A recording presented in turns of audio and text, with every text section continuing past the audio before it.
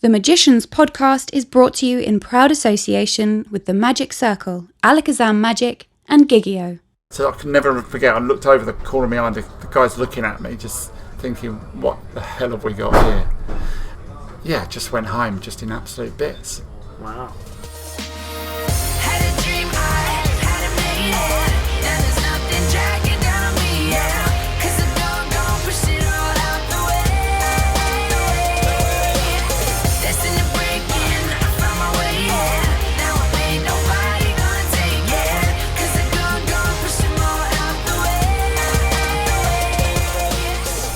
Hello my friends, welcome to the Magicians podcast. Thank you for pressing the download button. My name is Richard Young, I am your host, and my guest this week is Nigel Mead. We're going to get to the interview a little bit later on, of course. Before we do that, we have some business to take care of. This is your last week to enter our competition to win a fabulous Turner watch from Nobody Knows. How you enter is very simple. Get yourself onto Instagram, post a photo of where you are listening to this podcast. You don't have to be in the photo, and tag in at the Magicians podcast, at Alan Hudson Magic, and at Nobody Knows. If you do that before the 28th of February, you'll be entered into a prize draw, and after then, one person will be chosen to win the Turner watch worth over $350. I will announce the winner on this podcast next week. Now, I really hope you're enjoying the series so far. We are reaching the halfway point very soon, and time is flying by. As you know, these are free, and I spend a great deal of time making them and trying to make them as interesting for you as possible. If you do enjoy them, please take a few minutes out of your day and do me a favour, leave a review for this podcast on iTunes. If you have an iTunes account, it's really, really easy to do. You can even do it on your smartphone, and it helps with our ranking in the iTunes store when people search for magic content. I would really, really sincerely appreciate it if you do that. We haven't had any on there for a while, and a 5-star review, little hint there, a 5-star review would be very much appreciated. Okay, that's all the bits of business taken care of. Let's check in with our great friend Alan Hudson and find out what's going on.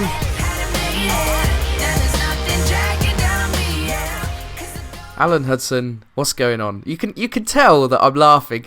We've just been laughing about stuff, haven't we, before we press the record button here? And we've just been chatting about how blue I am on air sometimes. We're just saying how funny it is. It's just funny, the word blue. Saying that you're blue, Hudson, you're blue. I don't think it's just me, right? Because you just said it's me, and I think it's you as well. I think we encourage each other to swear on this, and we've just decided that we shouldn't do, because as somebody pointed out in one episode, you said, oh, and there's a lot of young magicians listening to this, and then like a sentence later you were effing and jeffing. Yeah. See, normally I'd have sworn at that point. I said F and Jeff. Yeah, you did. Yeah, no, we're gonna try and cut the bad language out and just use it for dramatic effect, as and when we need to, when we're talking about leeches or something like that. But yeah, do you know what I realised? Like, so it's post Blackpool. This is the first episode after Blackpool, which we'll catch up on in a minute. But you forget about how many people actually listen to this as well, because when we just have this little chat, like, this is the only time you ring me now. Like, I mean, which is good. Like, you don't ring me up in the week now, bothering me or texting me, going, Hudson, what's going on, right? Because now you just you save it for this, yeah. Right? So we just kind of, I mean, we're aware that we're not having a completely no holds barred conversation, chatting about how much of a idiot Strange is or whatever. Yeah. Right? Do you know what I mean? We're aware, but we do just sort of catch up and things, don't we, on here? And then when you go to Blackpool, you like so many people come up and kind of going, oh, I'm liking your bit and stuff, and you go, oh, do you listen to it? That's strange. And I mean, a lot of people do listen to it. It is the world's #1 magic podcast, so a lot of people do listen. And what I liked is, even though a lot of people come up and said enjoyed your bit, I mean, there'll be thousands of people that don't like this bit as well. Right? But that's fine, because it's, I don't like all podcasts either, and it's free, innit? That's the thing. That's the get out clause every single time. It's free. So what can you say, really? Do you know what I was going to say to you? Because I've obviously been doing podcasts a lot longer than you have. And one of the things, what you just said there, how we only talk now when we do this recording, I realised this in years gone by, that I wouldn't hear from people anymore. And the reason was, my mate Jimmy said to me, he's like, mate, I get an hour and a half for you every week, like, in my life, sort of listening to the podcast. So he's like, I feel like I've caught up with you. But I'm just sat here all by myself, lonely, wondering where my friends have gone. So It's good. Neil, our friend Neil Austin, who is away on a cruise, texted me going, how was Blackpool? And I thought, I'm not going to even reply. You can listen to the podcast. it's so much easier, isn't it? It's good, isn't it? It's brilliant from that point of view. Yeah.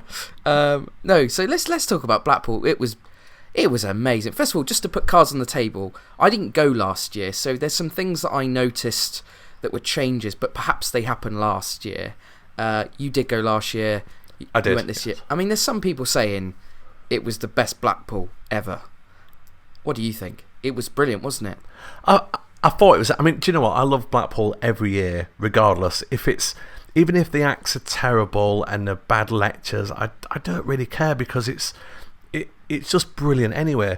But this year, there was so much good stuff. In fact, this year it's almost been ruined. Right? There was too much good stuff that I couldn't have enough little chats to people. Yeah. Because I'd be rushing off somewhere else. So normally you have you go, oh, it's a lecture by Jupiter or something, right? And you go, well, I'm never going to see that, am I? Right? So you got a good hour spare. Right? But here it was just bang, bang, bang with stuff all the time. It was constantly going, oh, hiya, I've got to go. I'm off to see this. I'm off to see this. It was just jam packed. So I mean, it's not really a criticism, is it? But it was the criticism is it was too packed full of stuff. It's amazing. And then you know what, actually, just as That's you've been good, talking there, I realised that I didn't go to the dealers much because I was going from one thing to the next, and particularly, I love illusions and stuff. I mean, so I could only make it on the Saturday, so I was there Saturday night and Sunday. That Sunday was just jam-packed with an Ehrlich Brothers talk in the morning, then there was Hans Klock, then there was Bill Smith, then I was doing the thing with Dynamo. So I literally had 20 minutes during the day to go around the dealers and stuff. Little point about that. So the Dynamo talk. Oh yeah. Got there early. Got there sort of 10 minutes early. Looked on the stage. Only 2 chairs. What was going on there?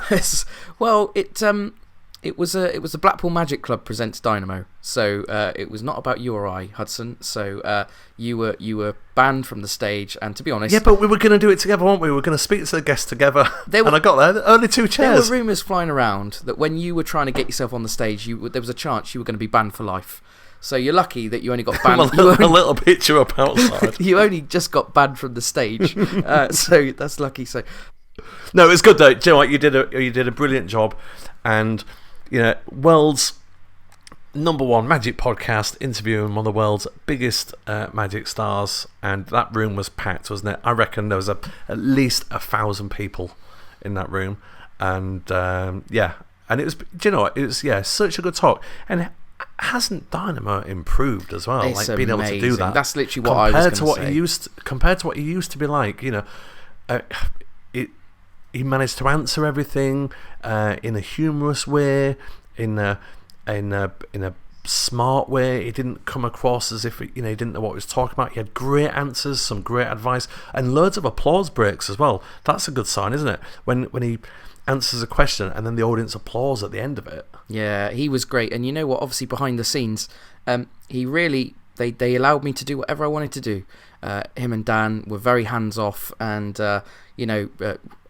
trusted me, I guess, that I would not ask anything too mental, but ultimately would create an interesting conversation for everybody. So I hope everyone who was there enjoyed it and felt like they got a real insight into what's been going on with him over the last few years. We sort of picked up where the podcast left off a few years ago, and sort of talked about the tour and his illness and the abandoned room and the announcement, obviously, that Rob Zabrecki's the next magician who's going to perform in there. Tickets are already on sale for that, I think. And it's good because you had to be there, didn't you? And the people that don't go to Blackpool don't get to see that, and and that's it. And you have, if you want to hear these things, you have to go. You can make excuses like you've got a gig, can't you? Yeah. Oh, I can't go. I've got a gig.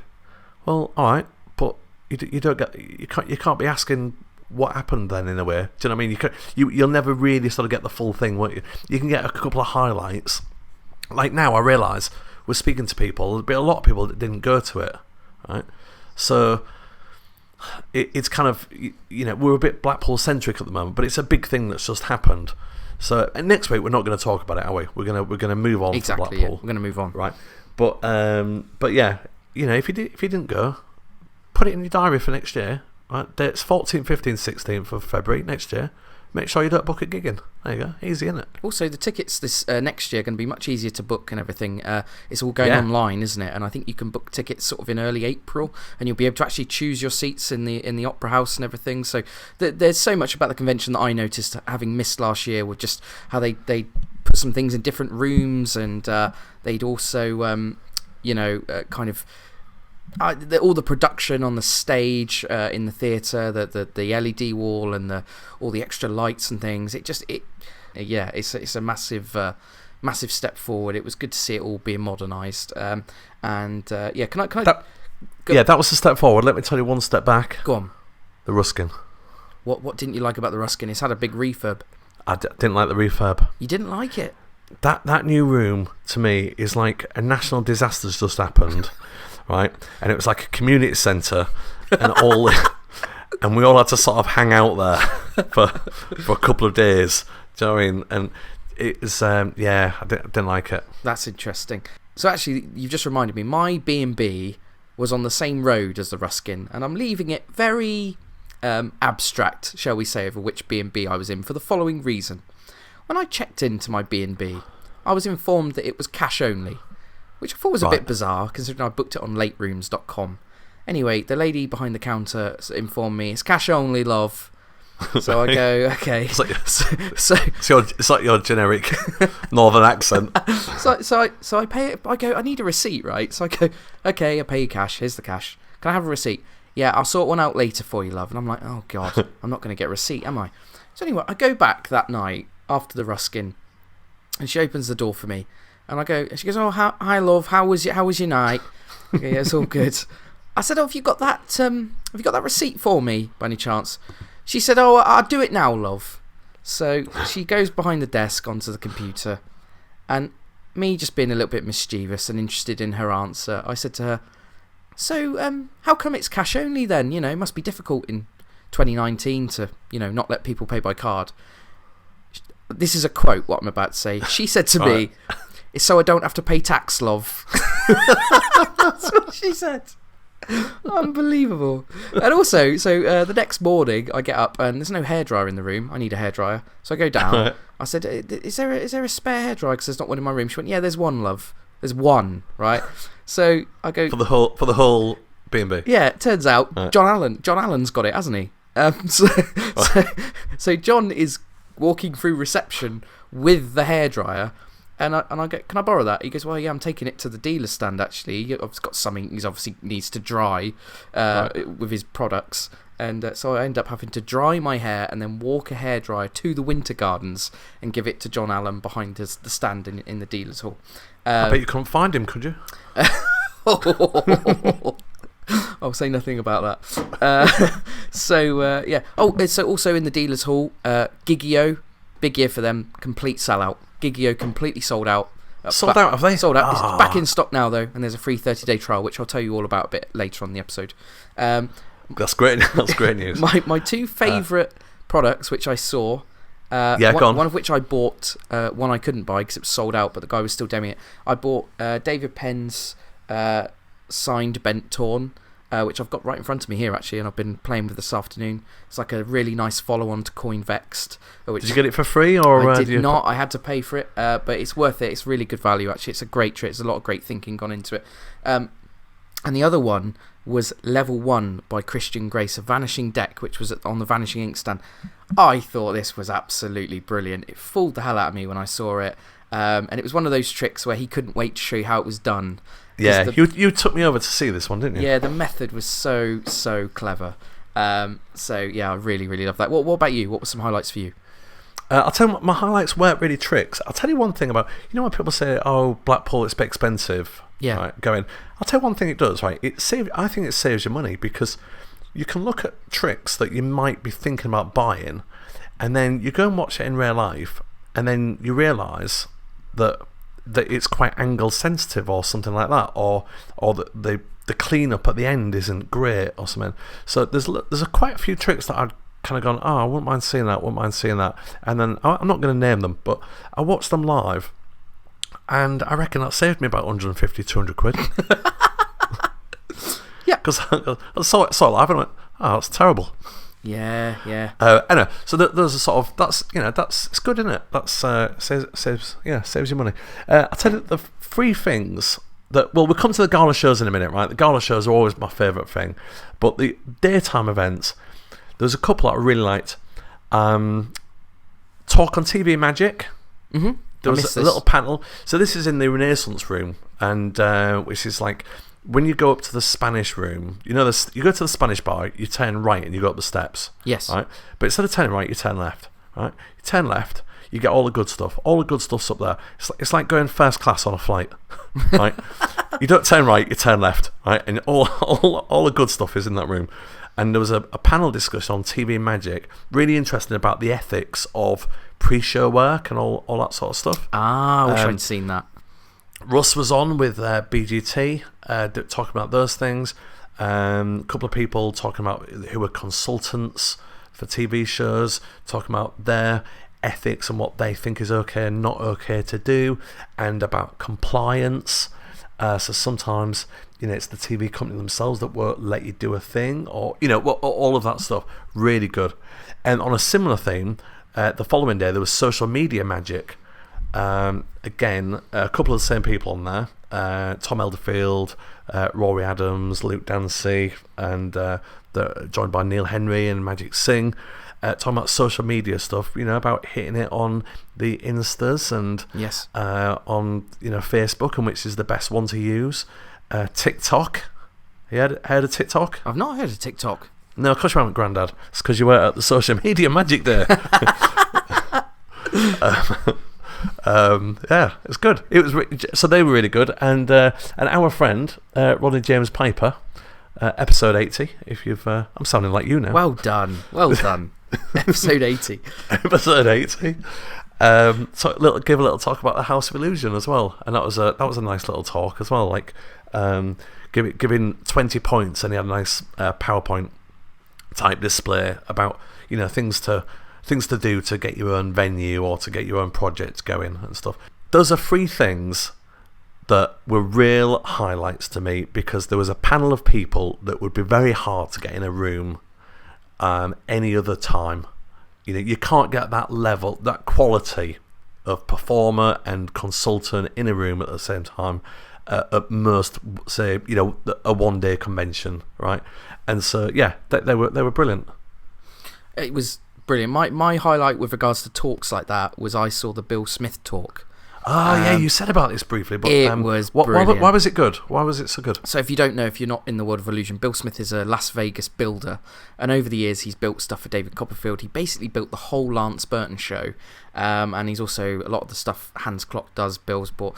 It was a dream come true for Strange Night, actually. Last year we bought an illusion off Bill Smith, which we do in Champions of Magic. He's like just brilliant. He's like Tim Clothier, but a few generations sort of earlier, and my goodness, he did not hold back. It was fantastic. He went for Chris Angel by the jugular, which I really enjoyed, and actually was just very fair and explained it. Again, it was about ethics, about how he doesn't agree with some of the ways that Chris does things, and it was very eloquently put across. And yeah, I really enjoyed that. Some great photos and things which he shared as well.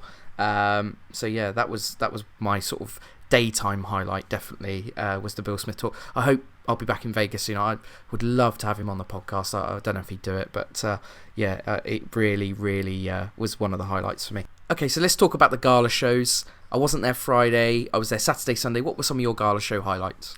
Well, do you know what? They all had their ups and downs, didn't they? So, overall, the quality of those galas, I think, is excellent. Because you remember, they used to go on for about 6 days. Yeah, they did. Right? They did. I mean, it was hard work. I still loved it, but Christ, it was a long slog.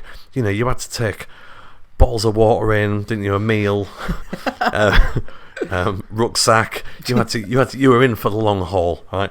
But now there are tight, hour and a half, something like that, no interval. And look, with 3 galas, you're going to get a couple of acts that don't hit, right? Mm-hmm. And that is fine, right? And it's easy to slag it off and say, oh, this person or that person. And everybody's probably got different highlights and lowlights. But let me tell you about my highlights. Go for it. 1, Paul Zerdin. I've literally got the same note. Right. Yeah.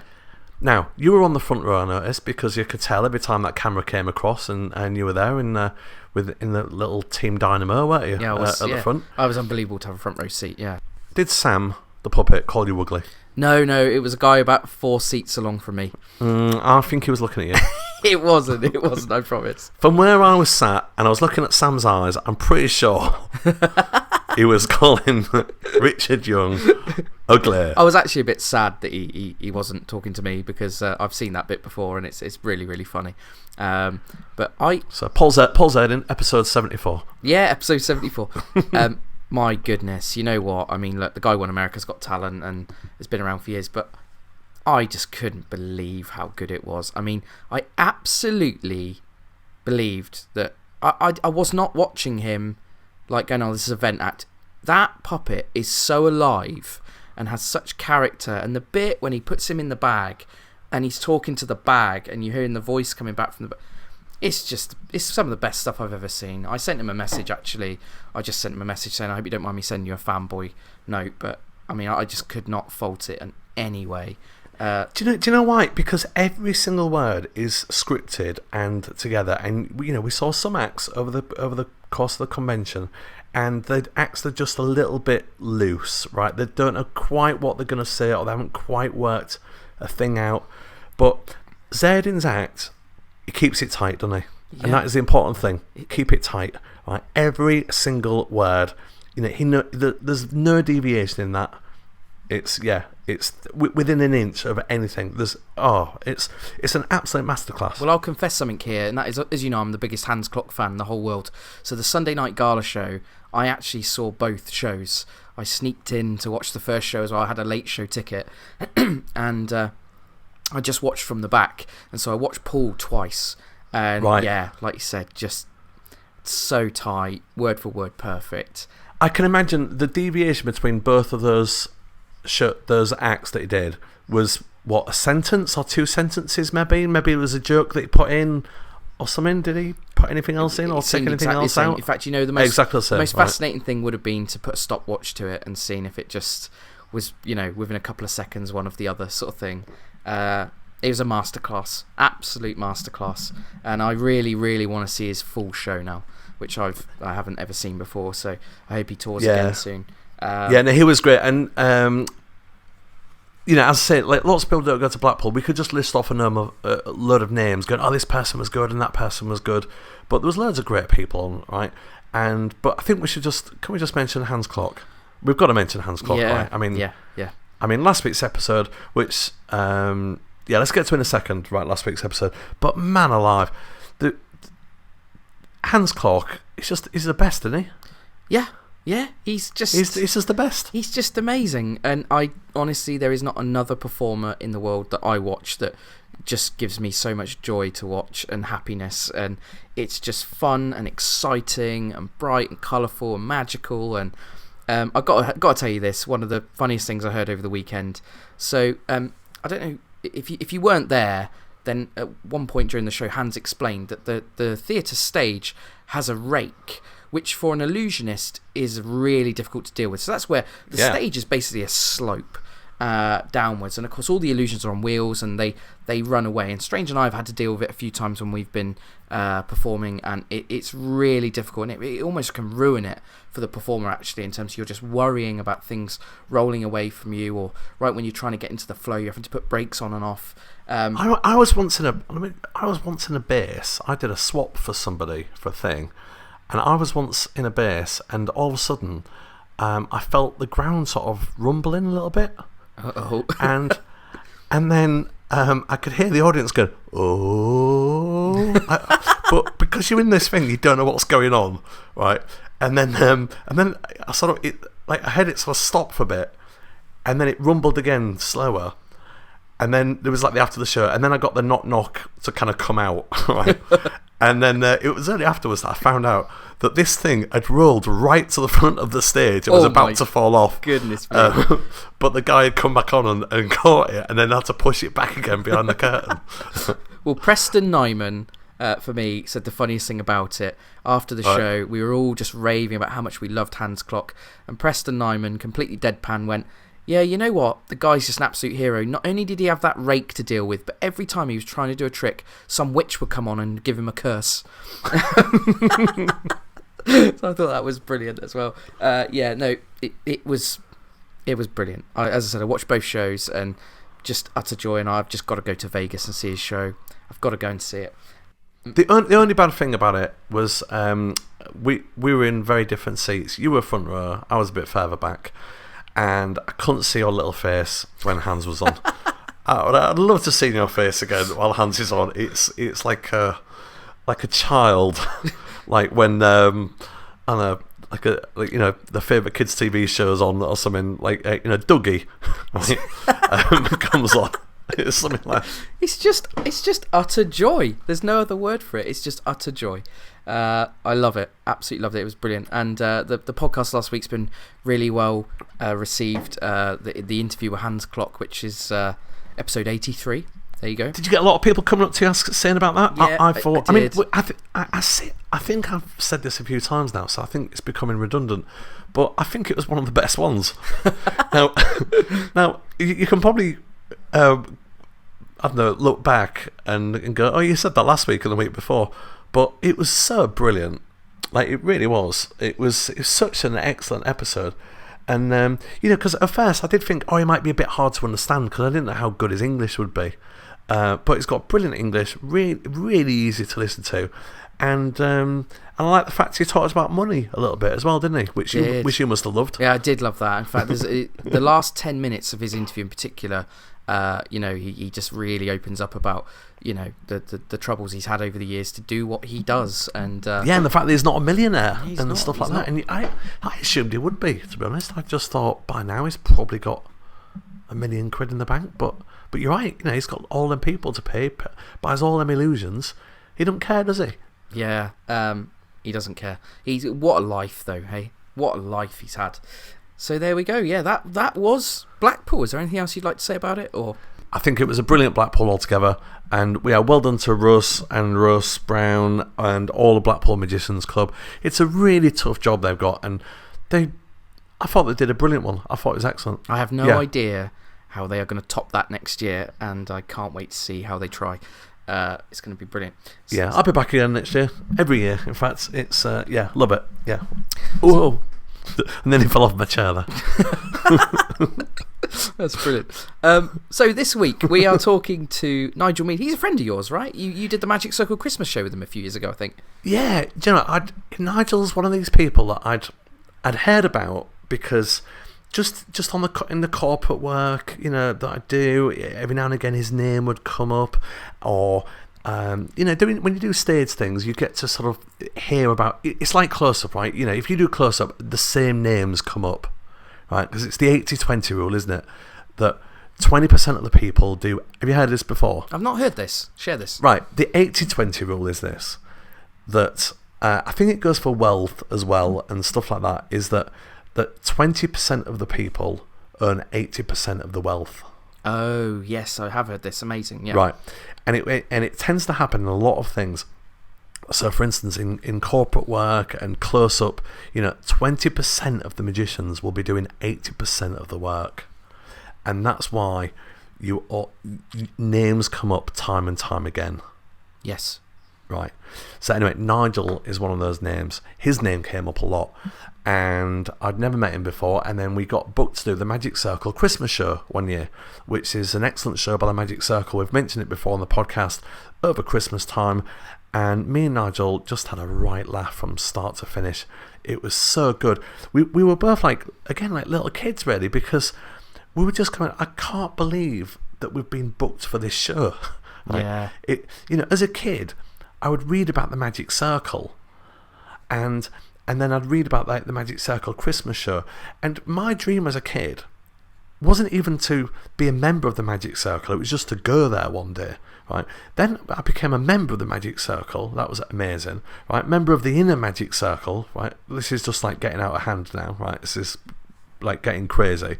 And to get booked for the Magic Circle Christmas show was just like, we're just going, what are we doing here? Because sometimes you still think of yourself, don't you, as that 15-year-old kid. Yeah. And we both had this experience, and he was just the nicest guy. We really got on well. Just, very good at putting you at ease. Very good at, he gets on with everybody. I can see why he gets all these presenting jobs and the corporate work. He's just a real people person, and he's a great guy.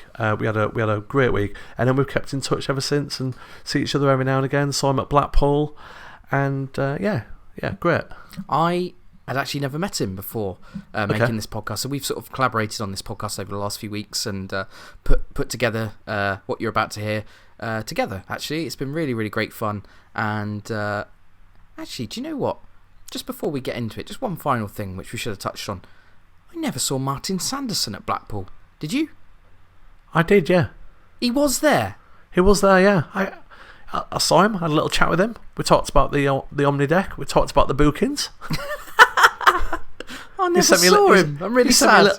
He sent me a little email afterwards as well to say it was nice to catch up, and it was, and he liked meeting my wife. Yeah, it was good. Oh, that's nice. We had a nice little chat. Actually, it was very nice. Oh, it was great to see him.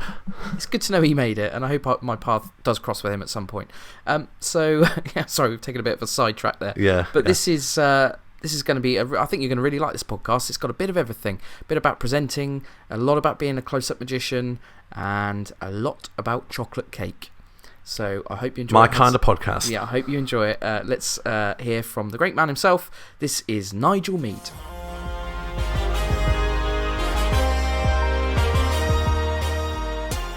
Nigel Mead, welcome to the Magicians Podcast. How are you? I'm good. This is a real honour. Oh, thanks for doing it. I do appreciate it. Obviously, as I always do with guests on the show, I kind of look into their work and talk to their friends about them and everything. And there was something on your website which I found. There's this lovely biography that's all obviously about your work, and there's this bit at the end which I just thought was fantastic. And it was you basically list all of your achievements, and you put, I guess you could say that I have a lot of stories to tell. That's for sure. Maybe I could tell you over a coffee sometime. Well, here we are. Oh, there we go. So let's do it. And I'm sort of interested in kind of your beginning professionally. Really, I understand you were a blue coat. I was a blue coat, yeah. But the infamous Pontins. How was that? It was amazing, actually.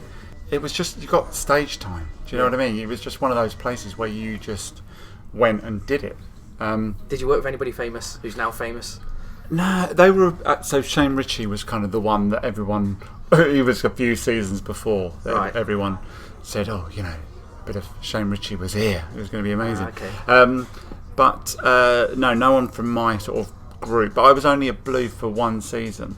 Okay. And then I became a cabaret act for them quite quickly, which was great. Just a weird twist of fate where the one I went to was down in Devon. And the events manager, the entertainment manager rather, was not a fan of magic at all. So I wasn't in the blue coat show, which is basically the only reason I was there. But then one night, one of the singers went sick. It was that typical sort of story, really. And I stepped in and and kind of kept my place in the show. And then was really lucky at the end of that season, they offered me a cabaret spot. And then I stopped being resident blue coat and I went and travelled. And sort of did the turn as a travelling act, really. So I'm always interested how someone who starts with this sort of journey, and we've had other magicians on the podcast who started as a blue coat or red coat, but then they end up as close-up magicians, kind of thing. How did that transition happen? Does that come many years down the road, or actually did it become your bread and butter quite quickly once you sort of finished that part of your career? Yeah, so it was always my intention to try and make money out of being a magician. When I was prior to being a blue coat, I was at art college, and I got my qualification. And I thought, well, what should I do? Should I kind of do the art and follow probably the more traditional route, or should I give this a go for a few years and do the magic? So I ended up doing that pretty much, just following that. And then I fell out. I came out of Pontins, and then I thought, well, I don't know really what to do. Right. Because there's nowhere that you can go and do what you do. Do you know what I mean? And so I kind of fell into close-up, really. It was never my intention to be a close-up magician. So I came out. I mean, I was always doing private shows which were close-up magic, but the sort of the Pontin Blue Coat days, you were playing to big audiences. I wasn't doing close-up magic there was always a stage spot or hosting something. You know, what was in your repertoire back then? When you was because my whole persona back then, probably like a lot of people of my generation, was basically based on watching Wayne Dobson. Yes. Because Wayne was the kind of guy, I remember seeing him prior to being a Blue Coat, where he kind of made it look like it was achievable to get out there and do it, because his type of act was quite minimal. There weren't illusion acts and stuff. So you thought, I mean, you need that personality, of course, but you think this is maybe a bit doable. So my Blue Coat act was based on, well, let me get two people up on stage and chat. Yes. So I was doing a rope routine, cut and restored rope, in my rather nice Bolero black suit. You've always had nice suits. I've Really? I Google image searched you during research, and That's obviously weird. a lot of your old publicity photos. You're always very well dressed. I will say that. Well, my thing with the suits was always in close-up magic, because I always wanted to not look like a guest, but also not look like a clown. So it's that fine line of trying to look different but not weird in a weird way. So I was doing cut and restored rope, and I was doing Terry Seabrook's Burnt Note. Right, The classic. Classic, and that was kind of it. I managed to squeeze 20 minutes out of that.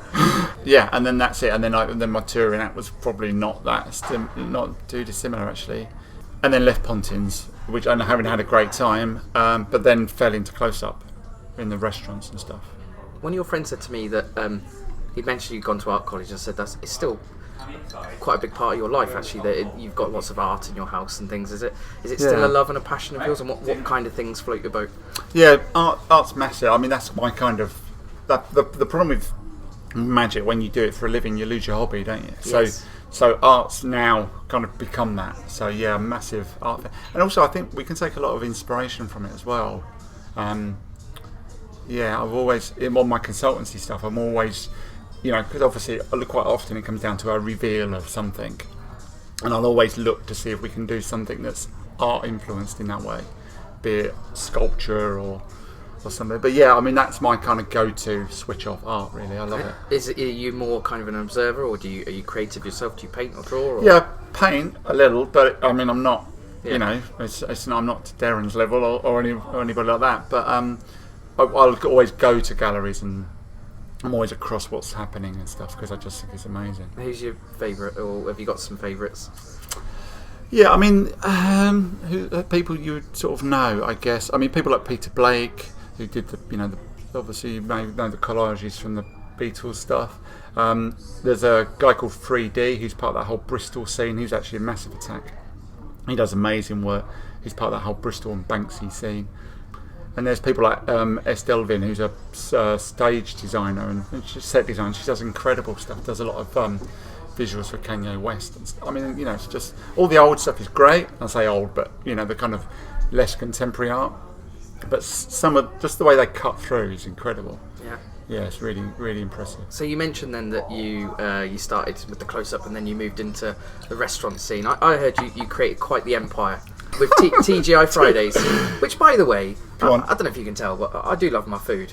And best chocolate cake in the world, TGI Fridays. TGI Fridays, best the triple chocolate cake, I think they call it. Unbelievable. Is it still a thing? It's still there, my friend. In fact, it's dodgy. Whenever I come from London, from Oxford, come straight past High Wycombe, just off the M40. Nice, I know where you are. There's a TGI's. I don't think I've ever driven past without going in. So, there we go. Tell me about your magic TGI Fridays empire, though.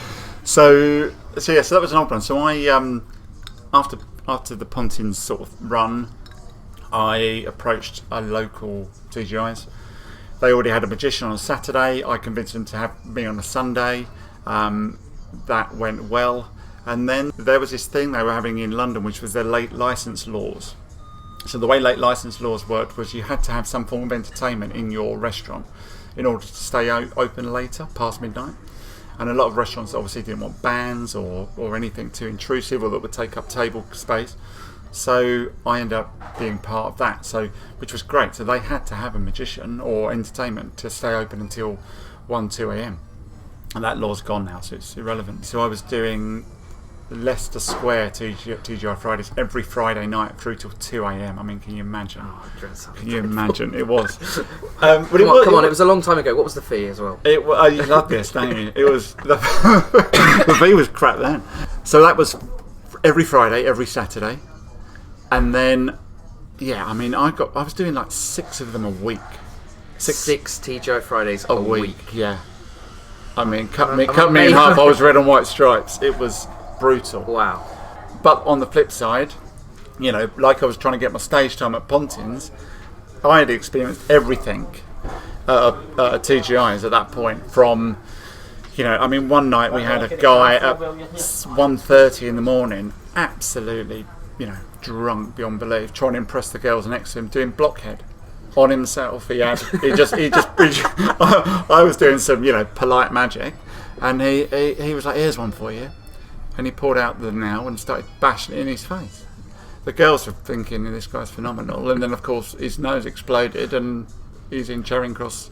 Oh my goodness. Yeah, I mean, it was bonkers. But I mean, and you had everything from that extreme to very wealthy clientele who were on holiday, craving a bit of American food, who were tippers, tipping really well. So it was incredible. Anyway, from that, I ended up getting involved with a more sort of head office level, because it was clear that there was someone doing a lot for them. I ended up supplying about 20 different TGI Fridays with magicians every week. Wow. Yeah, I mean, there were some that were already employing local magicians anyway. Were you creaming off the top as well? I was creaming off, but it's very limited what you can cream off the top. But the thing was, as well, is it was kind of a bit of a nightmare to organise, because the fees weren't great. So what you ended up doing is finding a cluster of people who were quite happily to do them all the time. You just ring up whoever it was, John from High Wycombe, and say, "Can you do the next 4 months?" And you go, "Yeah, all right." Brilliant. I mean, you lose control of it, but it was fine. I mean, it was a bonkers little run. How long did you do this for? It must have been for about 6 years. Every now and again, I'll bump into a magician and he'll say, "I used to do TGI Fridays for you," whatever it was. And it was great. It was good, because what happened is it allowed me to go, right, that's my job. My 6 Fridays a week is my job. Now, how can I do other stuff around it? That's when I started approaching, agents and castings and all those things, and trying to do the odd telly bit. So, because I knew my bills were my pay, it was a day job, but you could try material out. There was no rules to you didn't have to bring your A game to every table. Sure. So it was great, really. I was going to ask you, which it's not specific to you really, but I just realised it's a question I haven't ever asked on this podcast to a close-up magician, which is, how does your approach change when you become a father? When those kids come along, and suddenly you've got, real commitments, haven't you? And you go, "I've got to provide now."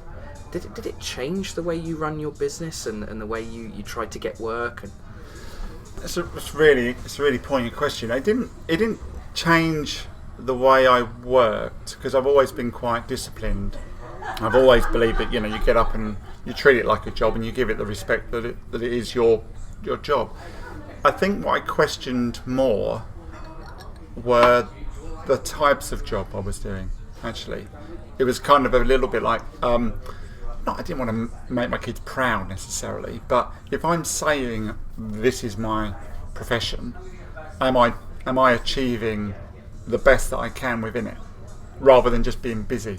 Yes. Rather than just being a busy fool, can I do some really nice things, nice jobs, nice events, in nice environments that will make me proud of that, to call myself a magician or a performer, an entertainer. I see. So rather than the kids driving your ambition to just make more money and be busier, it actually drove you in a way that you wanted to do kind of jobs that make you feel better about yourself. Yeah, I think so. If my kids ever came and saw me at work, the idea of them watching their dad standing in the corner of a room shuffling some cards, because he's avoiding going to tables, is not really something to be proud of, really. So I wanted to. It wasn't a money conscious decision. It was more of a a kind of prestige. I don't know if that's the right word, but Yeah. just a level of being proud, really, of what you're doing. I'm glad I asked that. That was a good answer. Just going back to the TGI Fridays thing, just really. I'm assuming this was before kids, right? The TGIs. It was way before kids. Way before kids. Most Friday nights, I used to. It's all gone now. Literally, TGI's has closed down, so you'll be gutted if you're ever in this. That's sad news. I know. There's another one just around the corner. Covent Garden, I think. Covent Garden. I know what they you are. literally do. They used to have a long window, and you'd see obviously sort of the people outside on the streets, and every couple of nights I'd look up, and Alan would be standing there just staring at me through the window. Would he? Watching me do the table, and then he'd kind of beckon his finger at me, and go and wait in the foyer and I'd sort of walk out, and he'd tell me everything I was doing wrong at the table. This is fascinating. And what were you doing wrong back then? What would he say? Everything. Well, do you know what? I don't know what it was based on, because he couldn't really hear what I was doing, which is probably actually a better judgment, because he could just see what I was doing. So how it worked out, because I actually said to him after a while, surely you're not coming into London just to watch me through a window? That would be weird. But I think he was delivering pyrotechnics to Phantom of the Opera. Oh, Something. really? Yeah. That's one of my favourite musicals, by the way. Is it? Big musical fan. I have to keep it quiet, but yeah. So that's a perfect night out then, Phantom. Phantom and Teachers. I have actually done that night out. Oh my. If I'm being honest, on more than one occasion. Either Phantom or Les Mis, straight to TGI's afterwards for the triple chocolate cake. You're living it, aren't you? Yeah, I'm living the dream, mate, honestly. Oh my god. It's funny you mention Alan, actually, because obviously Richard McDougall mentioned him on his episode a few weeks ago, and I know Richard and you are very good friends, and Richard sent me a really lovely message about you, which I just want to kind of read out, because this is linked to Close Up Magic. First of all, he said that you're his first choice whenever he has to work with another magician. He loves working with you. And one of the reasons was, this is a quote from him, he said, if you looked across the room to where Nigel was performing, you wouldn't know who was the magician. You just see a group of people having a nice time. In other words, saying your performance is very understated and you don't try and be the big magician in the room, loud and all the rest of it. Well, that's very nice. How do you find that is for you with a group of people? What is your approach? Is that a definite decision you've made to keep it a little bit more low key when you perform? Yeah, 100%. And if so, why? Yeah, 100%. Because I'm not sure that people want to be interrupted and your personality pressed upon them against their will quite often.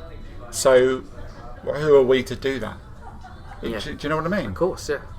So I just think you need to approach people on a human level rather than some jazz hands magic level. I think I think you need to establish yourself with people and have an understanding and then flow into a performance and it not feel like it's some big change of position.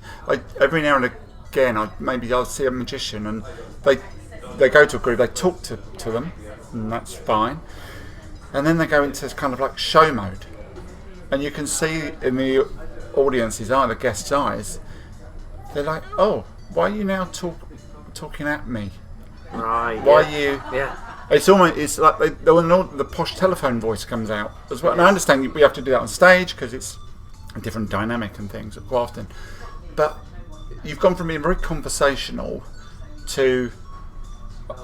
almost you put up the fourth wall almost and started talking at them. Yeah. And I just think people go, oh, okay, I'm now watching this. Am I? Yes. Yeah. Okay. Because quite often you'll stop listening. So your patter might be, oh, I saw this trick in Las Vegas, whatever. And the guest will go, oh, I've been to Las Vegas. Completely irrelevant. Oh, whatever. I'm not listening. I'm doing. Stop talking. I'm doing. So, but we were talking a minute ago. So that's a big thing of mine. So actually, this is also, just listening to you, this is This is a really key difference between you and everybody else, actually. Well, I think there's others out. I don't think I'm I that think the majority are the performers, though, aren't they? They're exactly what you said, the telephone voice and the script starts, the rest of it. And maybe, do you think that's sort of really helped you at times kind of grow more of a relationship with a client than someone who just walks up and performs at them for 5 or 10 minutes? You've got some amazing clients, haven't you? There's a lot of stuff I know you can't talk about. I'm going to try and get you to talk about. Thank you. I just don't think you can assume that you're more interesting than what they're talking about. Yes. You know? Yeah. Who are we to do that? I always remember years ago I was in probably TGI Friday, but it was a restaurant or some of them. Approached the table and I still get it wrong, and got it wrong for years. And I've got a bowled over with all the kind of confidence that of course they want me to show them ambitious card. Why wouldn't they? And they stopped me and said, we do not want to hear, we do not want your performance. I was like, well, that's a bit rude, isn't it? You're a bit rude. Who do you think you are? Yes, why not? It's brilliant. Have you seen my double lift? It's the best. And then about 20 minutes later, one of the guys who I was interrupting came over and said, I'm really sorry I kind of shut you down, but I've just met, my old friend. She's going through a really bad time. And we're chatting, and I'm kind of helping her, and we don't want to see that. Yeah. And you go, yeah, I get that. Yeah. I completely get that. I think it's also knowing when not to perform, as well as knowing when to perform. Yeah. And I don't mean when not to perform as in, hiding in the service area because we can get away with it. I think it's more about just reading a situation and hopefully, and you know what, I genuinely believe if you get that right, your magic will be easier to perform because their heads are up as well.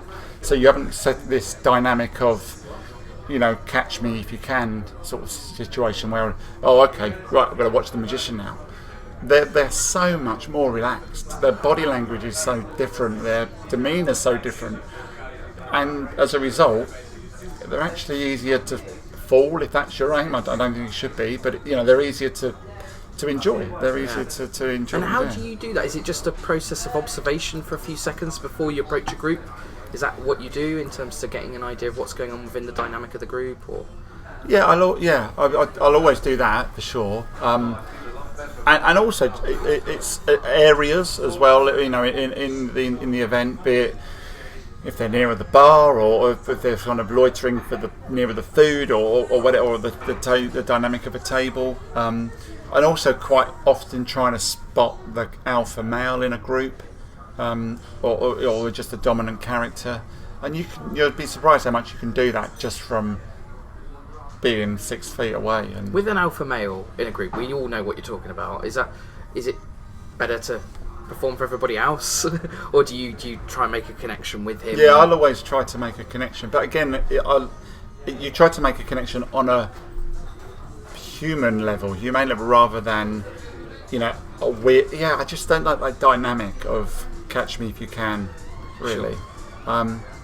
And it doesn't always work. And there is a danger, I guess, that you can be very understated at an event. I've done events with other magicians where it's whizzes and bangs, and I'm sure the client has preferred them over me because they're getting more whiz and bangs for their buck.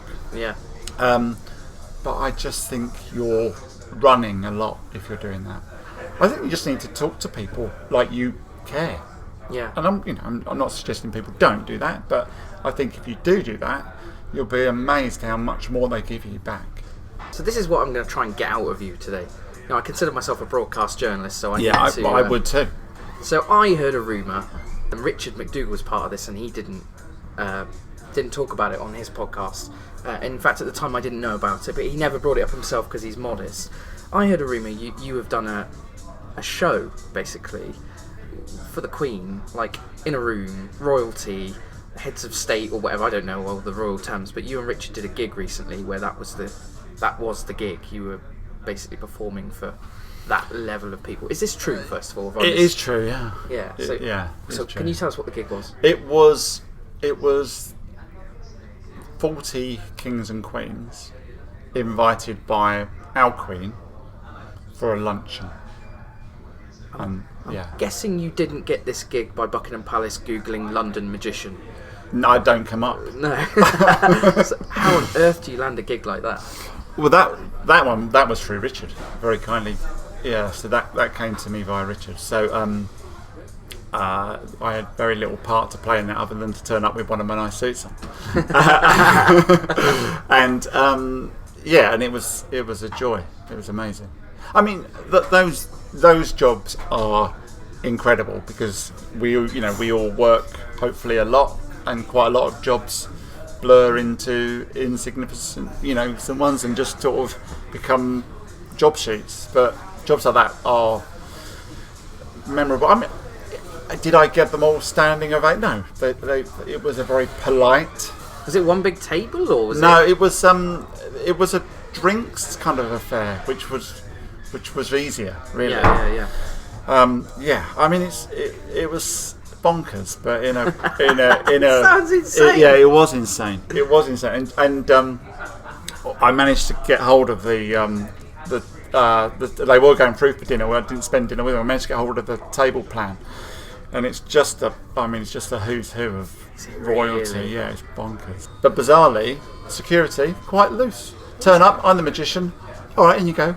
Amazing. So there we go. I often use that to skip paying admission fees.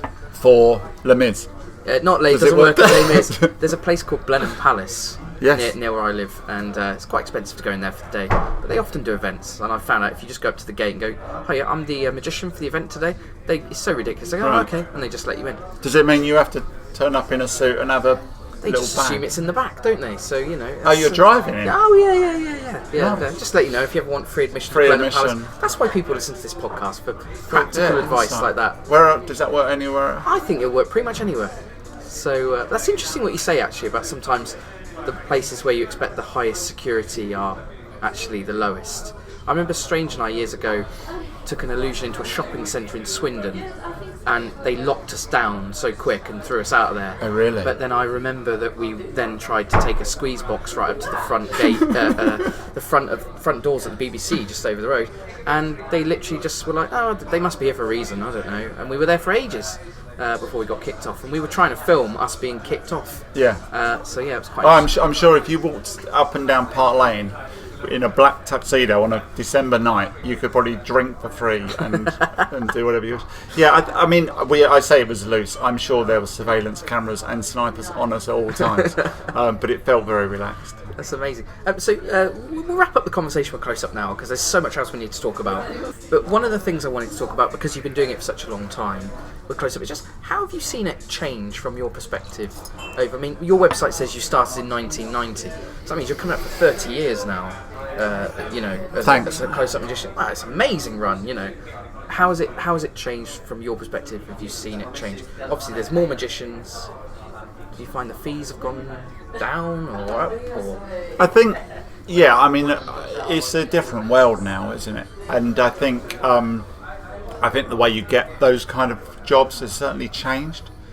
Back in the day, an agent used to, I used to have a couple of agents. I wasn't management, but it was a few agents, and they would literally just fill up my diary with gigs, or with events. And those, I think a lot of agents don't really.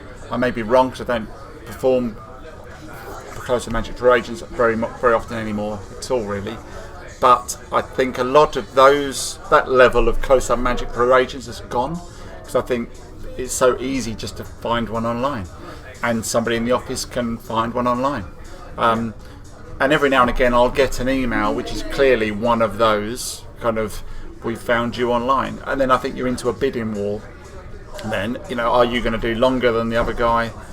It's a bit like calling ABC Plumbing, and then you're just playing a bit. And that's not really where I want to be at. But I'm sure if you did play that, you'd be busy. And I think that's the only way it's changed. I don't think the magic really has changed that much in 30 years. I mean, I think there's a lot more buzzing going on, but I don't really think that fundamentally it's changed, which is part of the problem, I guess.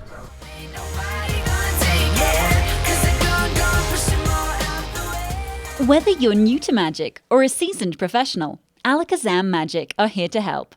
Alakazam have been supplying magic to magicians for well over 20 years. Not only do we carry all the latest and greatest magic tricks, books and DVDs, but we also manufacture one of the finest ranges of magic tricks in the world. The Alakazam name is synonymous with great customer service, educated advice and honesty. So if you're shopping for new magic, make sure you check out our website www.alakazam.co.uk or pay a visit to our fully stocked shop. And because you are a Magicians Podcast listener, you can receive 20% off the Alakazam Online Magic Academy. If you haven't taken a look at it, you really must go and do it this week. It is a fantastic online community where you'll learn great tricks every single month and hear from some true experts in the field. To receive 20% off your subscription, just enter the code MP20 at the checkout, M for Magician, P for Podcast 20 at the checkout, and you will receive 20% off the Alakazam Online Magic Academy. Gigio, free for 30 days. Be a pro, get Gigio. My guest this week, Nigel Mead, uses it and he says you can't afford to be without it. What is he talking about? Well, Gigio, of course. And as I reported earlier in this episode, Gigio was a complete sellout at the 2019 Blackpool Magic Convention. But I am delighted to say it is back in stock right now for Magician Podcast listeners, and a free 30-day trial awaits. It's an easy-to-use web-based software that takes care of your inquiries, contracts, invoices, payments, and reports. You can generate professional PDF contracts in seconds and allow your clients to agree them online quickly and conveniently. It will even automatically update the diary on your phone. You can't be without this thing. It's brilliant. To take the free 30-day trial, go to the website right now and read what other magicians say about it. The website address is getgigio.com. Gigio is spelled Giggio.com. The Magicians Podcast, brought to you in association with the Magic Circle, the world's premier magical society. Are you ready to join the world's most exclusive magic club? Visit themagiccircle.co.uk to find out more. You've done a lot of television stuff, both in front of the camera and behind the camera. So, first time I became aware of you was that you used to pop up on Nickelodeon. Yes. So, just like around the year like 2002, Early, something like that. Yeah, it was about then. Yeah. And you used to pop up, and I can't remember. Were you on like every week or something? So that was an interesting one. So I went on as their guest magician every Sunday. So I used to go on and do links for them, with always with a co-presenter. And then after a few months of that, one of the co-presenters was literally ill while we were there as well. So I sort of stepped in a bit and did some hosting. And Dave Berry, do you know, who's a DJ now? Okay. Dave Berry, he was hosting then, and he went on to do a load of Channel 4 stuff and stuff. So I did a bit with him, where sometimes you did links without doing any magic at all, because you had to do so many links and stuff. And that was good, but it was an environment that I started feeling safe in because I've been there so often. How did the first one come around though? You say you just got this link. Do you remember how that very first thing? I think people on this who listen to this podcast are always looking for kind of an in for something. Yeah, like no, that. it is tough. So that was kind of towards the Friday stuff, really, because this was my job. I used to spend a huge amount of time sending mail outs back. I mean, it's emails now, right? But it was mail outs back then, and I always, because of my art background, my mail outs and stuff were always so different to everybody else's. Be it I used to send 3D packs. I mean, I used to spend a lot of time and money on it to always try and be different. But the opportunity to Nickelodeon came as a result of performing Close Up Magic at a launch event, and one of the producers within happened to be there. So it came out so I did that, and I also did a breakfast television thing, which was just hideous. So I got asked by Breakfast TV. They said, they only saw me a close-up gig. It was nothing more than that, a close-up event. And they said, we like the idea of you being our showbiz reporter, but every time you interview somebody for a junkie, you do magic to them. That sounds dreadful. So I said, that sounds dreadful. When do I start? Yeah, so within the week, I found myself sitting down with Coldplay Wow. talking about their forthcoming event in Hyde Park, and then said, by the way, can I show you Invisible Deck? Yeah. And they said, yeah, why not? So I did that, and they went, brilliant, can we go now? I said, yeah, of course. And that's where it started. It was just hideous. I mean, even I came away thinking, you know, as much as that would be a great thing, what was that? It was just not, and we all knew it was nonsense. I was just somebody who had an idea and it didn't work. It might work now, don't know. I think if the magic was written for them, then you might, I don't know. So that was just a chance meeting.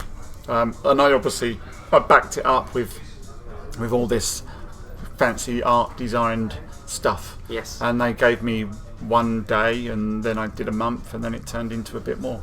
There's a few years here now, over the next sort of from 2002 through, where did it cross your mind you might become the next sort of TV magician? I mean, you were doing a lot of stuff, weren't you? You did a series called Freaky, and like you said, you were popping up everywhere.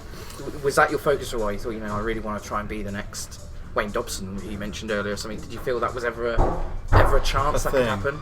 I think I relate. I came from that generation, and I know you've spoken about this before, where on another podcast where you know we used to watch every Christmas. It was Paul Daniels. It was David Copperfield, The Best of Magic. My head was the only way you're ever going to be really successful in this business is if you're famous. Really, I guess that's kind of in order to be really successful and have longevity, you've got to be famous, and the way you're going to do that is go do the telly stuff. So was it what I really wanted? I don't know actually, but I kind of just found myself knocking on those doors. In those early days, I don't think I was actually very good at it because I was so overcome by the occasion. I was a bit. It wasn't me. So I carried on with it, and I enjoyed it. I did really enjoy it. I was doing and we did a lot of, I mean, even before the stuff you know about, I was doing a lot of pilots. So when Monkey Magic was being pitched, the way it often works is the channel says we want a magic show for this time, so everyone runs around and makes pilots. And I was in another pilot that was up against Monkey Magic, which was just me and Alistair Cook. So he was all right because he was going to be in either. He was in either. So we made a pilot, and that's actually coming back to the Richard thing. So I made a pilot with a company called Endemol, and the team behind that pilot was a guy called Philip Edgar Jones, who was at the time heading up Big Brother, who's now the head of Sky. The writer on it was an unknown comedian called Jimmy Carr, and that was the first time I met Richard. So I sat there thinking, well, this is, I mean, obviously Jimmy Carr wasn't who he was then, but so we made this pilot, and it didn't really work. The idea was a bit weird, actually. Ali agreed, we all agreed it didn't really work, didn't obviously get picked up, it wasn't great. But Monkey Magic happened, and that happened a few times. I did another pilot for Celador, which with Mandy Mooden and Pat Page, and Pat Page was on screen, and we were doing this kind of another one of these sort of assembled blooming magic shows. But so there was lots going on before we got to the ones that did go, which was so I suppose the next big thing after that was faking it, really. I was going to say, so this is, I think a lot of people know you from this because this show was an enormous hit, wasn't it? Which was the Faking It show with Kevin McMahon, who hopefully will be on this podcast one day. We're trying to sort it out, but he's in Australia at the moment. He is. He's just won an award as well for his show. Has he? I didn't know that. Yeah, like literally the last few days. Wow. First of all, I'm interested to know, it's quite amazing, isn't it, his journey? I just wonder what you think. Obviously, you met him that day when he was a scientist and he'd been cast, and you look at him now, he's in Australia doing 3 different shows, and he organises that amazing festival up in Edinburgh. How do you feel? But does it feel a bit strange, or has it just been a long time now that you kind of just accept it? Or? No, I can't lay claim to his success. I mean, we were both part of a show, and hopefully I assisted putting him on the right lines, and he's done it himself. Yeah, I mean, I don't think I could have ever imagined that slightly shy Scottish guy who turned up on our doorstep was going to become this. And I mean, it's amazing what he's done. Amazing. I guess, did you probably assume he was just going to go back to being a scientist after the show ended? Yeah, or did you see that there was something there, that he'd really been bitten by the bug for it during the process of the show? it was really interesting because that whole process there was always two levels of interest. There was one is obviously first of all, I auditioned for that show as many others did.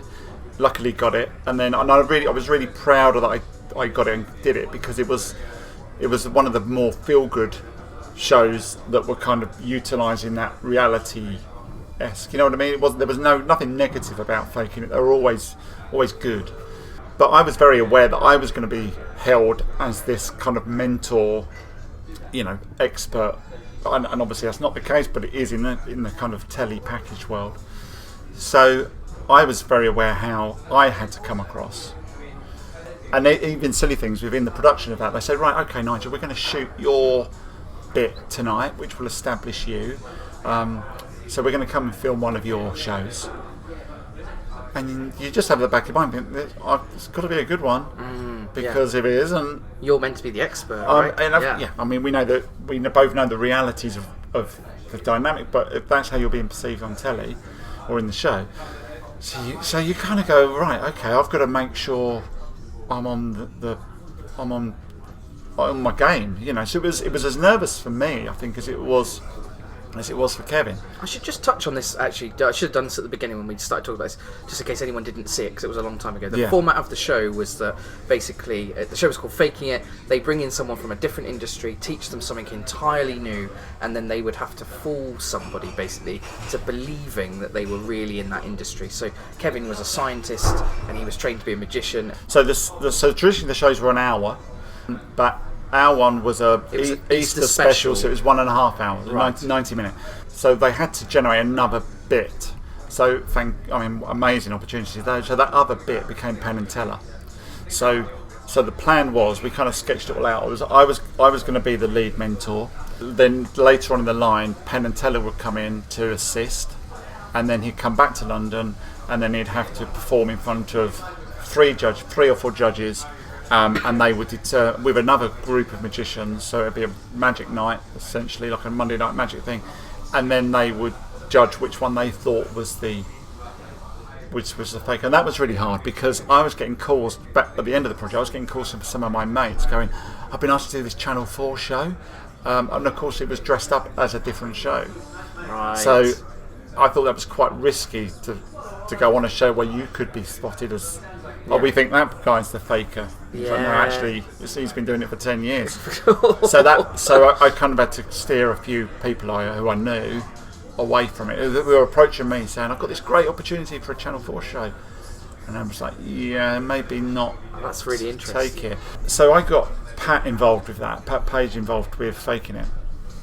Because Pat, I'd always seen as a kid or younger, I'd always seen that Pat Page had worked with Wayne Dobson. Well, I think it's fair to say he's a bit of a hero of yours, isn't he? Is that fair to say? Huge.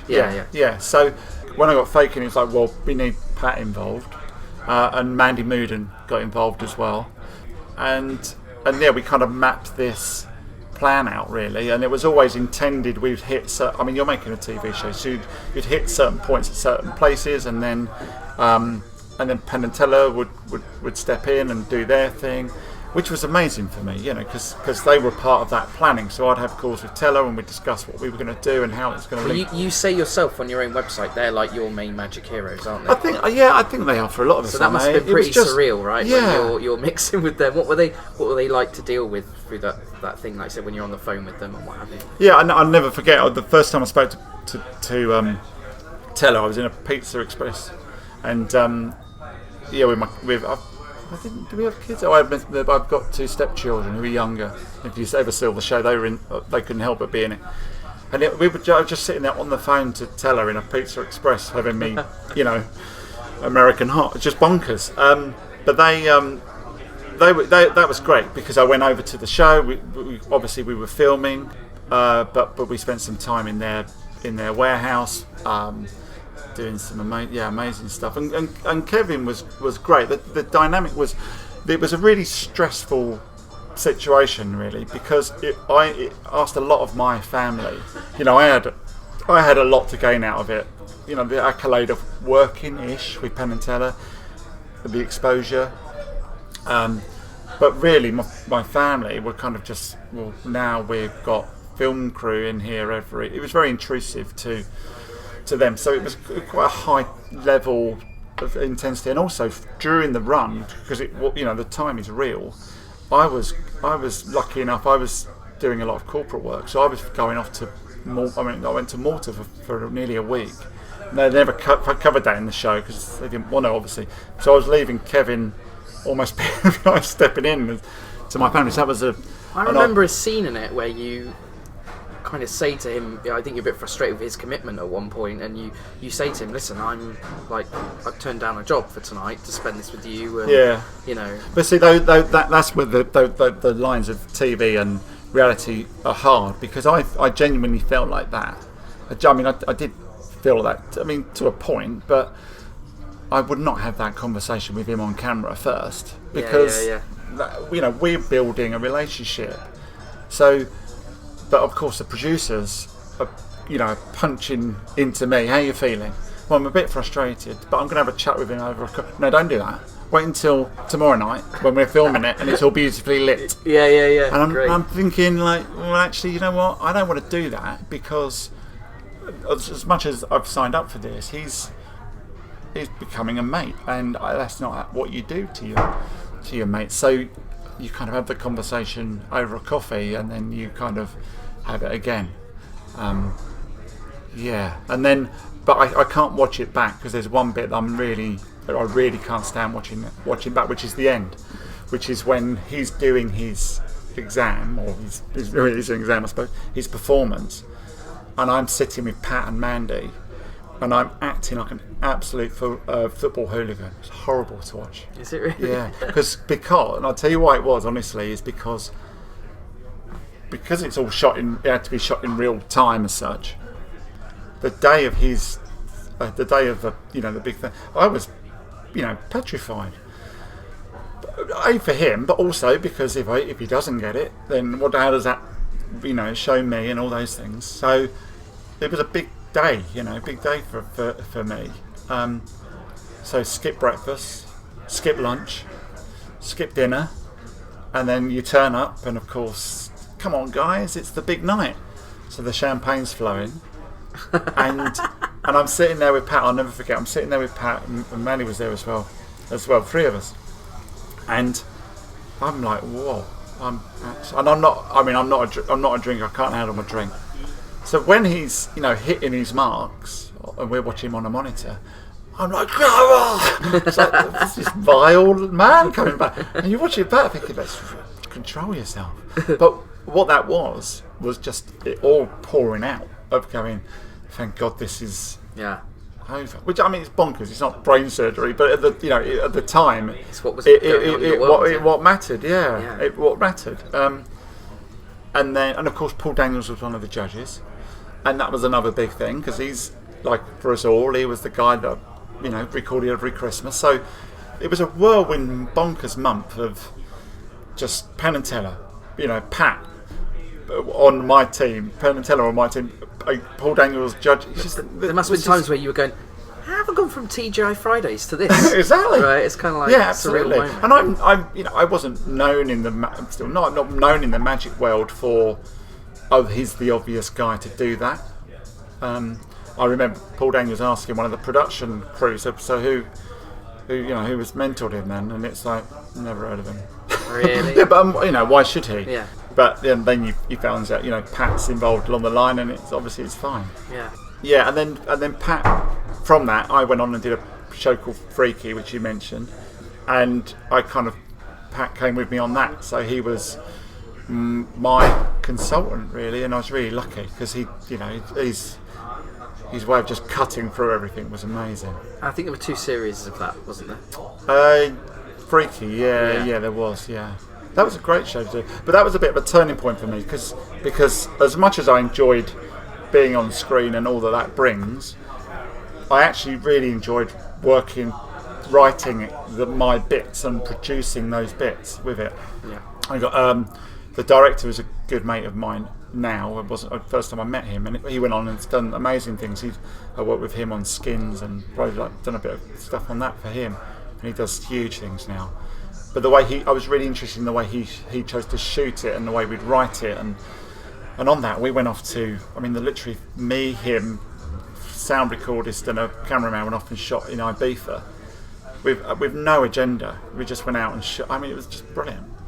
But it was the going home in the evening and just coming up with what we're going to do next was the more interesting bit to me, the creating. Yeah, well, that's interesting because that's the transition to where you go, basically. Then, isn't it? Yeah. You've kind of gone behind the camera now, and you've worked on every season of Tricked with Ben Hanlon, and also you're quite a big part of Richard Jones's TV special, and also the stuff he did on BGT as well. Yeah.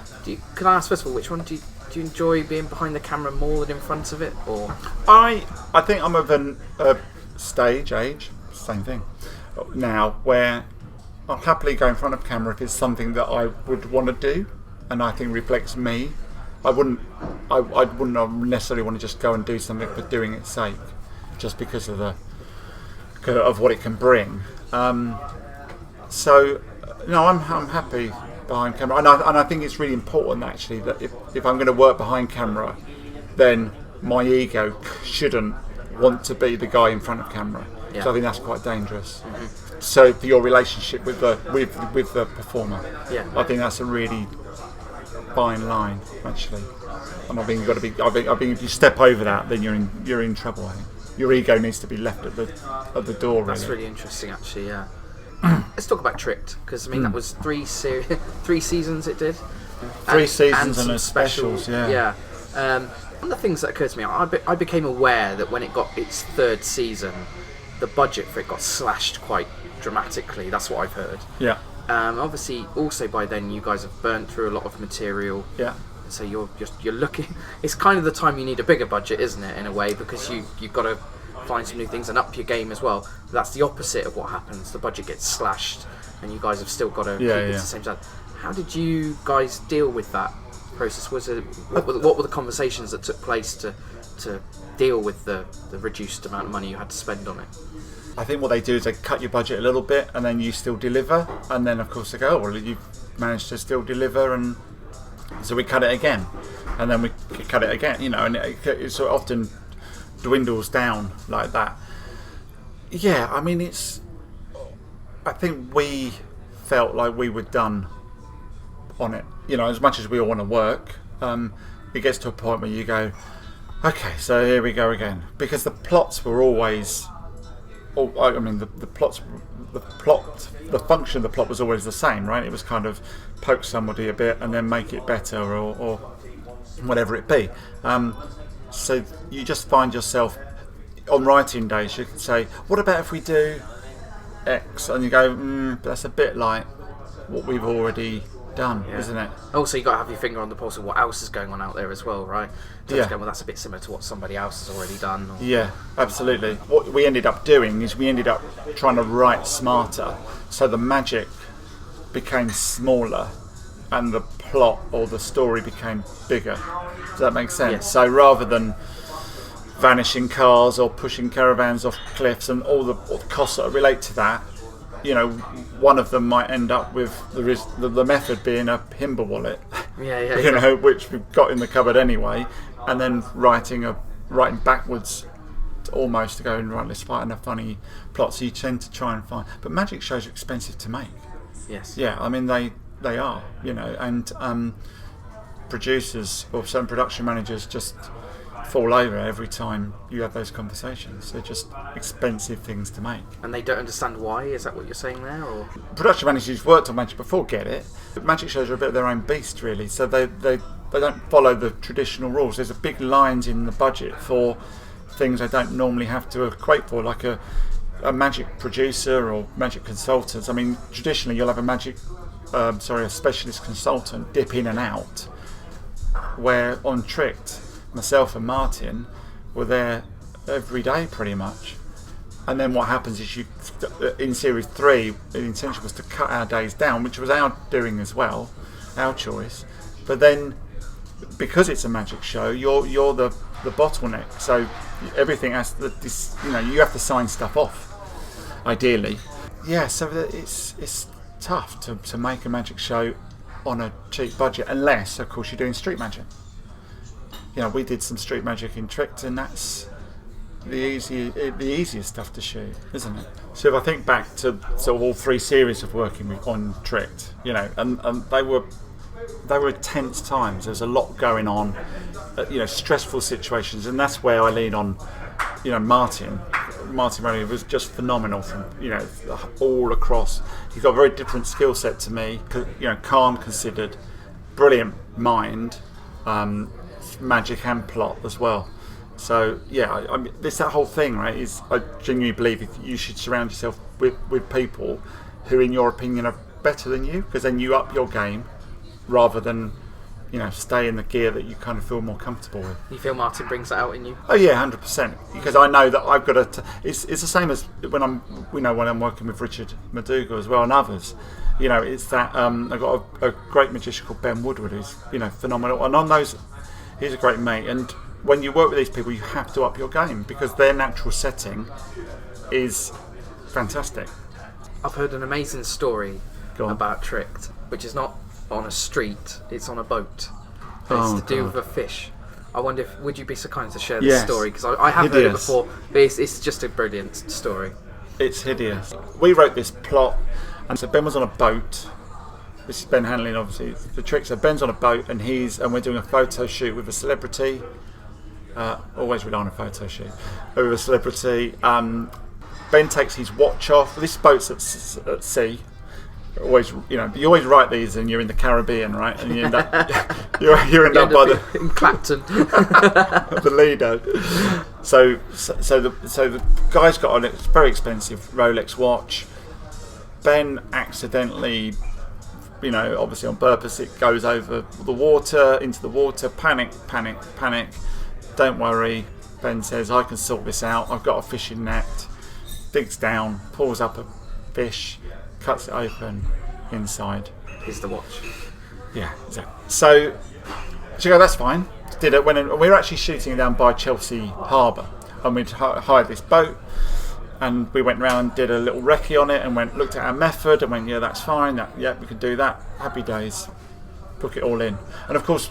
You're part of the method, is fair to say, isn't it? I'm part of the method. Oh no, I'll come on to that anyway. But so we go and we sort it all out, and then shoot day comes, and that's the thing with telly as well. You can't change it. Everyone's been booked. It's going to happen. The wheels are not coming off. We turn up at Chelsea Harbour. It's teeming with rain. I mean, you can't even see yourself. But the shoot's got to happen. They can't call it. And the guy whose boat that we did a recce on has decided that we're not having it anymore.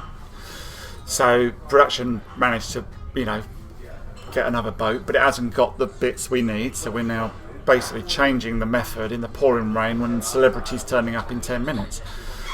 So you just go, right, we're just going to have to wing it, I guess.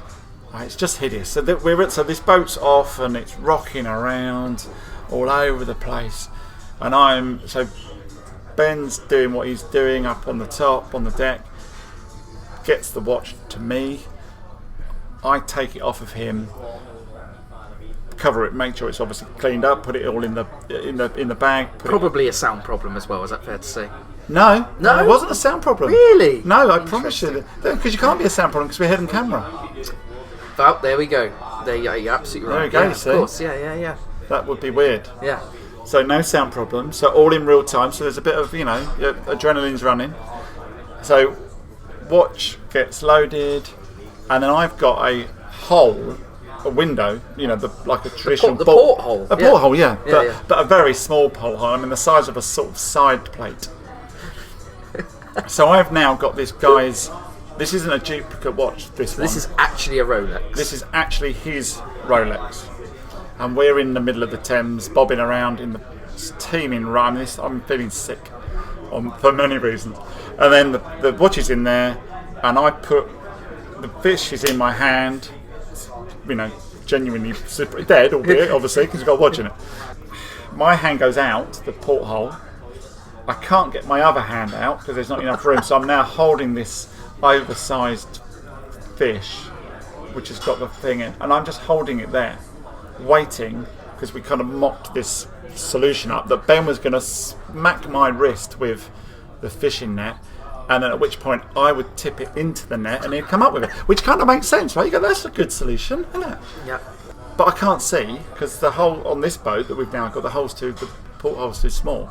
So I'm there, and then I find the boat's rocking around, so I feel something on my arm. I think, was that the net? Do I drop? Shall I?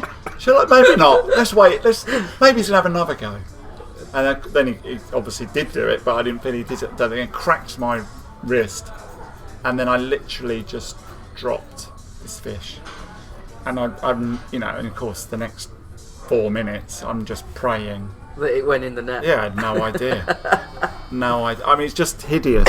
Hideous. I mean, it worked, thank God, but there was no out for that. I mean, we had nothing else. I mean, on reflection, you go, well, put a dupe in the fish and then switch it at the top, or do whatever, do something.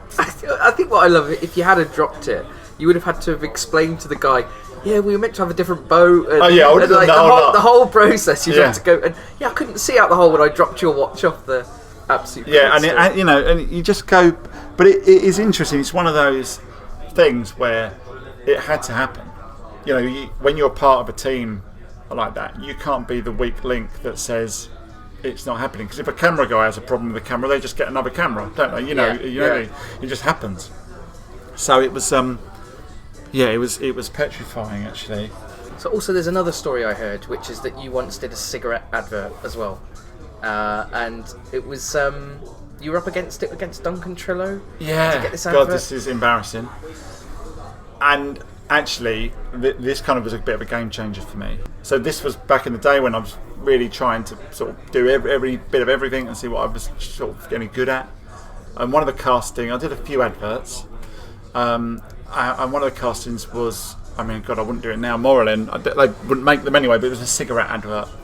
So I turned up, and I didn't know Duncan at the time, but I recognised him from old copies of the Circular around that time. So Duncan was in there, and a guy called Kerry Marks. Whatever happened to him? He's like I Martin think Sanderson. He's missing in action. Yeah, maybe they're together. Is that weird? That could be the case. I think he's still working. I think he's not magic. I mean, he's comedy. Oh, That's right. his thing. Stand up. Yeah, I believe. I'm not sure. Anyway, so I went in, and they're like, yeah, you need to do this trick where you need to turn 1 packet of cigarettes into 2 packets of cigarettes into 3 packets of cigarettes. So I said, yeah, I can do that. It's fine, easy. Left. That was it. Didn't even do anything. And then a week later, I got the call that I was down to the final 2. Turned up, and I remember seeing Duncan. Do you know what? I should speak to Duncan about that. I know Duncan. We've been out for dinner a few times, but I need to. Maybe it's too raw. But anyway, eventually I ended up getting it, and I don't know why or how, because that's not what I do. I'm not a manipulator at all. But I've been down to Davenport's and bought myself a couple of multiplying billiard balls and was kind of ish.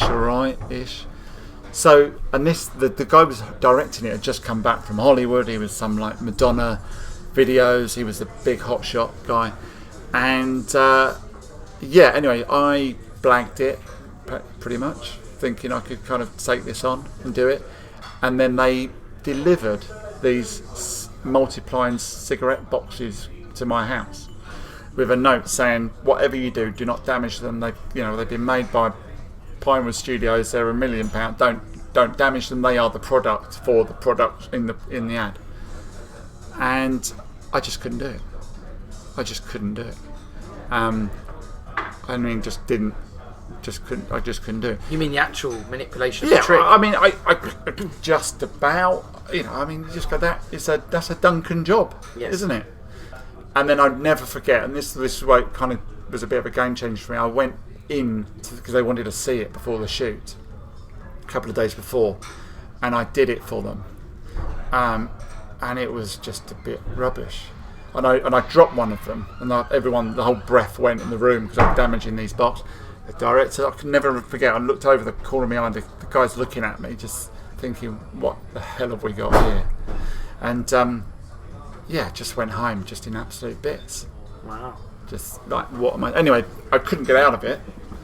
I was in for it. So, and it still brings me out in a rash now. We filmed it just around the corner in Tavistock Square. It's thousands of pounds, made it look like a tube station. I don't know why they didn't use a tube station. And it's big, these big cameras on jibs sweeping in, watching me do this thing. They literally laid about 10 cushions and duvets at my feet and had to keep it out of shot because I just kept on dropping them. Wow. And but of course, the joy of telly, you get it right once. You've got it. And you've got it. But I walked away from that saying, knowing that I was out of my depth. I mean, I think we should all push ourselves, right? Or, you know, I know someone's spoken about it before. I think it was Matt was saying, you know, say yes and then worry after to a point. And I get that, but that was a leap too far. You go, you know what? Thank you very much for the offer, but I am not your man for that. No, yeah. Because who wins in that situation? Yeah, you know. So yeah. I want to talk to you about a new direction that you've gone in. In fact, I'm seeing a lot of magicians going or attempting to go in this direction, which is being the host of the corporate event. I think you were one of the first to do it, actually. I'm seeing lots of people jumping on it now. And first of all, where did that idea even come from? Where for you was that transition from close-up magician who maybe also does 10 minutes after dinner to also now, well, no, actually I'm going to host the whole evening? So the way that worked was about 13 years ago. I was really fortunate. I was booked to do just my act at a string of conferences in the States, and I turned up at I'll never forget. I turned up for the first one, and the producer of the event who booked me to open the conference I'd never seen him before. He had never seen me perform. He just booked me, and he was concerned if he'd booked the right person, and I was anxious because he was anxious, and it was bizarre because that meeting that morning with that guy changed my entire direction, because that guy, I was petrified of him. He really intimidated me to make me feel like, my God, this has got to be the best show. And basically, I know now that he was worried that he had booked the wrong guy, or he was just worried if he booked was this guy going to cut it? And I know that now because he became my mentor in this whole world, really. So anyway, so I turned up and for whatever reason got lucky. I did a good job. And that whole run of conferences around the States was brilliant. It was for a company called Delta Airlines, and they were in Chapter 11 at the time, so it was pretty bleak. It's their kind of almost like they're going to go under, pretty much. But during those run of conferences, they came out of Chapter 11. No thanks to us. It was just what happened. But of course, everything that was related to that string of shows was good. They didn't want to let it go. And then the guy, his name's Ludd, who's, who became my mentor, who was a producer, an English producer, he said, after he saw me perform, he said, well, do you mind doing some hosting as well? And I said, well, you know what, I've been doing that anyway, because I was doing that in Dubai, and when I was back in the TGI Fridays days, I used to host all their bartender challenge and things, and this all roots back to the Pontins days. I was quite happy doing it. So I said, yeah, sure. This is going full circle like an award-winning podcast should. Thanks. Isn't it great? We're going back to the beginning again. Nice.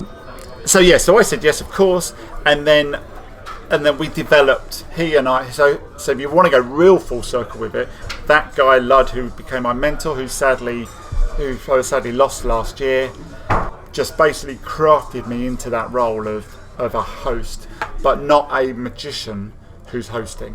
But as a host, because I think they're very different things. Oh, so you don't do magic? Yeah. I'm happy to do magic. Yeah. I'm happy to do magic, but there's many events I do because we're happy to leave it. And that more often happens for returning clients. I mean, we all have that, right? You have someone who says, "Oh, great, we'll have you again. Can you do another 20 minutes?" And of course, like on cruise ships, you've got your second set.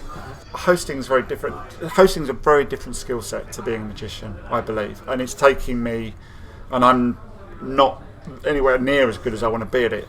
But I've been concentrating on it for about, I'd say 13 years, and it's a whole new discipline, I think. There's obviously some magicians listening to this who would love to give it a go. Yeah. I'm sure you don't want any competition, but is there some little tips you could give if they do get offered a gig like that? Like what sort of things you maybe fell down on in the early days? It relates to my opinions on close-up magic as well, which is quite often hosting is not about you. It's about the event.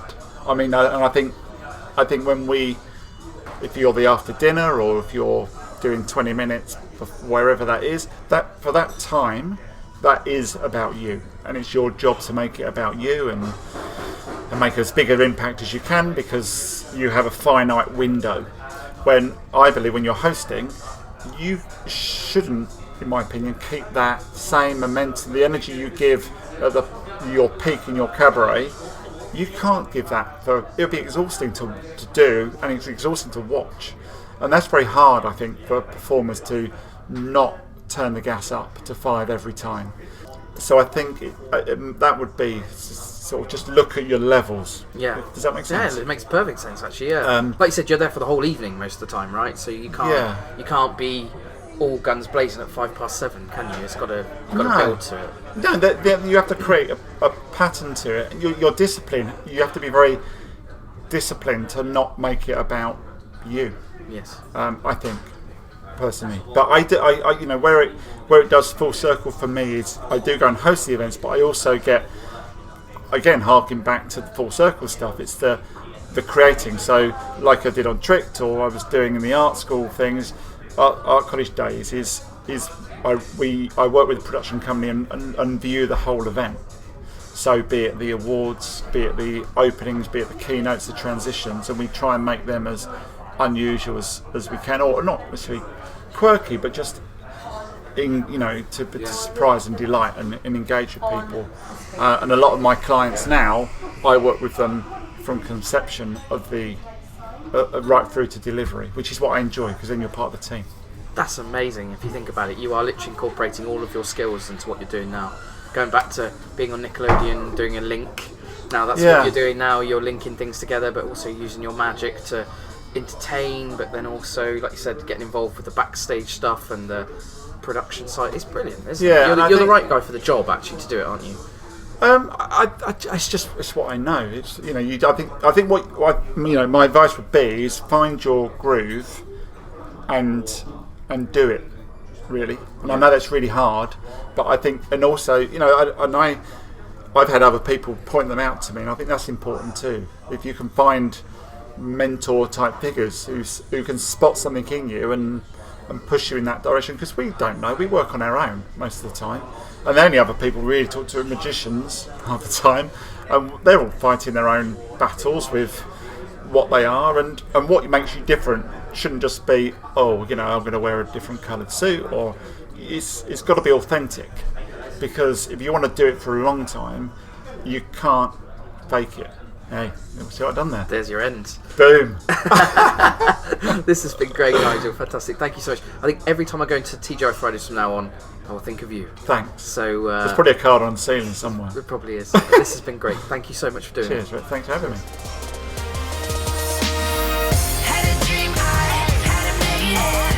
Absolutely fantastic. That was the brilliant Nigel Mead. I hope you enjoyed that as much as I did. Nigel, thanks very much for being on the Magicians podcast. I sincerely appreciate it. That's it for this week. Just a final reminder that this is your last chance to enter the competition to win the Turner watch. The closing date is next Thursday, the 28th of February. On next week's episode, we will announce the winner. Get yourself onto Instagram if you want to take part. I will see you then. Have a great week. Take care. Bye-bye.